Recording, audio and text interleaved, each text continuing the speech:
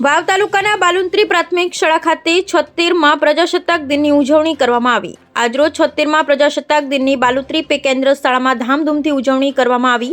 દીકરીને સલામ દેશ કે નામ અંતર્ગત રશીલાબેન અને સરપંચશ્રીના હસ્તે ધ્વજવંદન કરવામાં આવ્યું।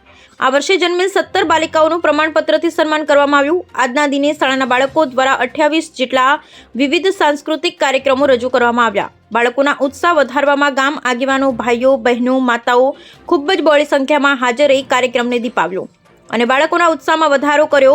તે બદલ ગામ લોકોનો ખૂબ ખૂબ આભાર અને શાળાના શૈક્ષણિક કાર્ય દરમિયાન થતી વિવિધ પ્રવૃત્તિઓમાં ભાગ લેનાર અને સારું પરફોર્મન્સ કરનાર બાળકોનું ઇનામ આપી સન્માન કરવામાં આવ્યું।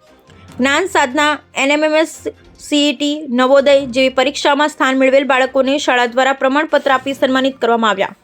સમગ્ર કાર્યક્રમનું સંચાલન બાળકો દ્વારા કરવામાં આવ્યું। બાળકોને તૈયાર કરનાર તમામ શાળા પરિવારના ગામ લોકો દ્વારા ધન્યવાદ પાઠવવામાં આવ્યા। બાળકોને ઇનામ પેટે 5250 ગામ લોકો અને આગેવાનો દ્વારા આપવામાં આવ્યા।